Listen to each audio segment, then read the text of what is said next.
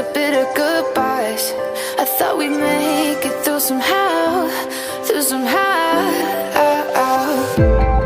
But then it came, all the slamming doors.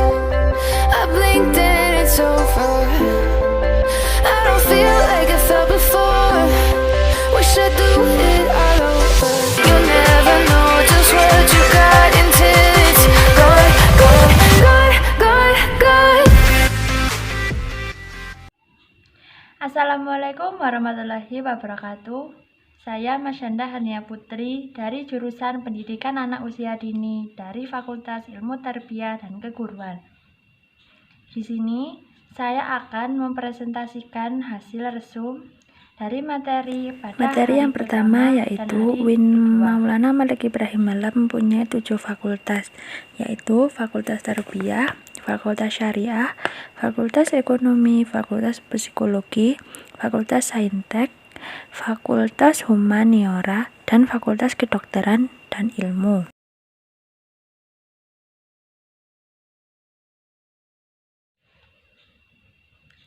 Di UIN Maulana Malik Ibrahim ini mempunyai 2 integrasi. Pendidikan melakukan integrasi dalam gerakan pendidikan tinggi yang integratif di dalam memadukan pakaian, dan ada juga integrasi kelembagaan. Jadi ada integrasi keilmuan dan integrasi kelembagaan. Integrasi keilmuan adalah memadukan antara sains dan Islam, membentuk karakter mahasiswa. Oleh karena itu, kampus UIN Malang ada Ma'had Al-Jami'ah sebagai pusat pengembangan karakter ulul albab. Dengan pilar-pilar ulul albab yaitu kedalaman spiritual, keluasan ilmu, keagungan akhlak, kematangan profesional, pengembangan bahasa asing, Mandarin, Inggris, Arab, dan tahfidz Quran. Sistem akademik yaitu 1. Memprogram akademik pada mahasiswa semester 3 dan seterusnya. 2. Nilai IPTK itu menentukan SKS di semester berikutnya. Yang ketiga, universitas ini menjadikan intelektual yang ulul albab.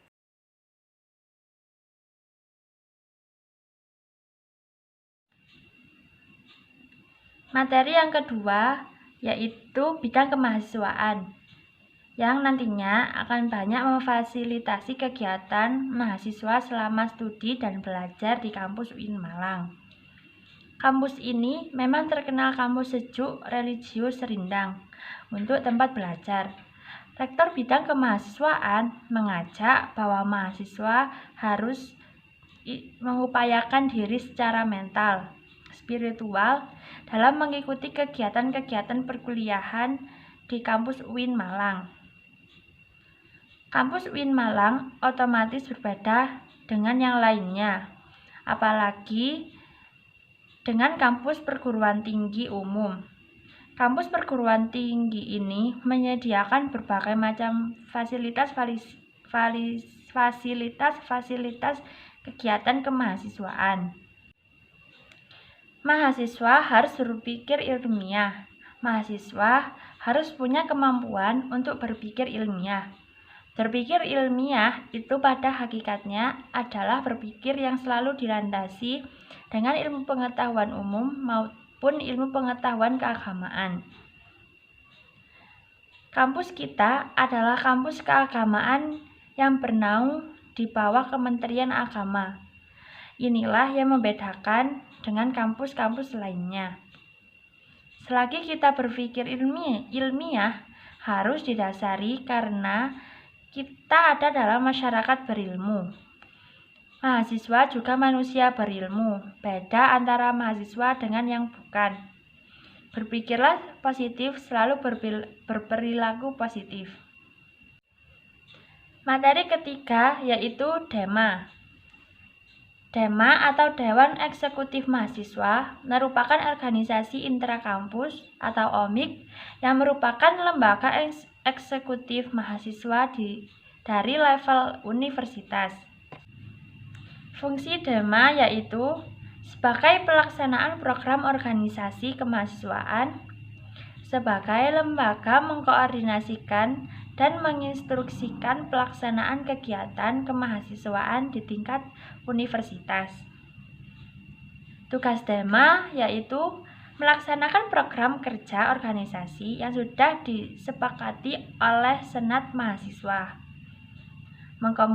mengkomunikasikan dan menginformasikan kegiatan kemahasiswaan di tingkat universitas, melaksanakan koordinasi dan Struktur pengurus Dema, sinkronisasi yaitu kegiatan ketua, wakil kemahasiswaan. ketua, sekretaris, bendahara, Kementerian Dalam Negeri, sekretaris Kementerian Luar Negeri, sekretaris Kementerian Sosial, Hukum, dan Politik, sekretaris Kementerian Pengembangan Kreativitas, Kementerian Agama, Menteri Komunikasi dan Informasi anggota.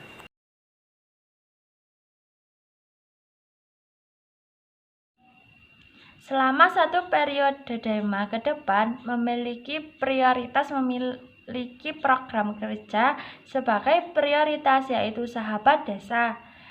Jadi KIT yaitu memiliki ataupun mau meningkatkan terkait kepekaan mahasiswa terhadap masyarakat sekitar yang nantinya akan kita kolaborasikan dengan UKM atau Senat Mahasiswa. Materi keempat yaitu SEMA. SEMA atau Senat Kemahasiswaan adalah organisasi mahasiswa di UIN Malang yang berperan sebagai lembaga legislatif yang mengoordinasikan Dema, UKM, dan HMJ lebih di balik layar. Fungsi SEMA yaitu advokasi, legislasi, pengawasan, penganggaran.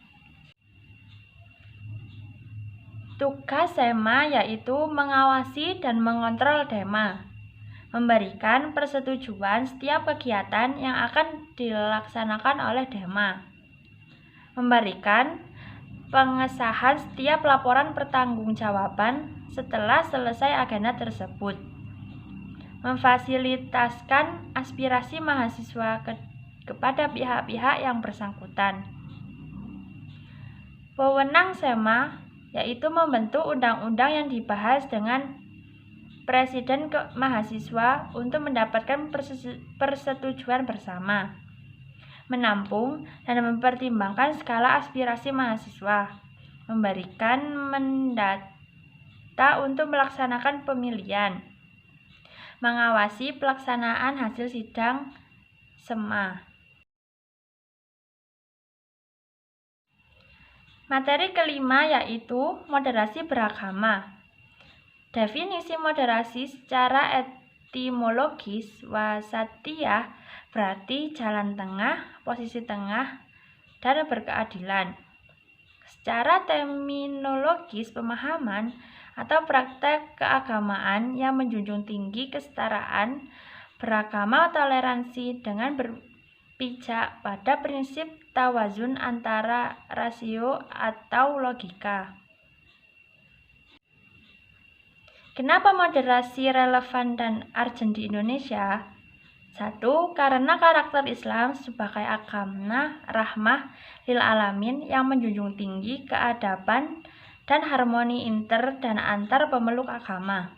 Yang kedua, karakter masyarakat Indonesia yang lekat dengan kesantunan dan harmoni. Yang ketiga, historitas Islam di Indonesia. Yang keempat, ideologi bangsa Pancasila dan moto Bhinneka Tunggal Ika. Pesan dalam moderasi beragama, mahasiswa harus memerankan diri sebagai agent of change dalam menguatkan dan mendesak kriminasikan agenda moderasi. Mahasiswa UIN harus cerdas, akademik, religius, dan berkebinekaan. Materi yang keenam yaitu kebangkitan bangsa Indonesia tangguh. Kunci mengendalikan pandemi ada dua, yaitu vaksinasi dipercepat untuk herd immunity. Yang kedua, disiplin berprokes 5M. Dampak terhadap pandemi COVID-19, turunnya pertumbuhan sektor ekonomi, melemahnya daya beli, hilangnya pekerjaan. Sektor pendidikan, putus sekolah, kekerasan pada anak, penurunan pencapaian belajar.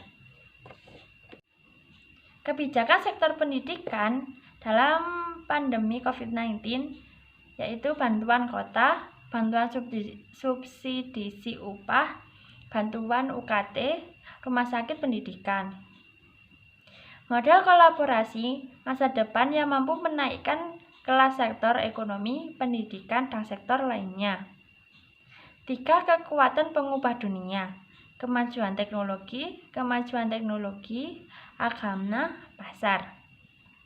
Mencerdaskan, menyiapkan diri secara intelektual, menguatkan pondasi keagamaan, menyiapkan berbagai keahlian generasi muda.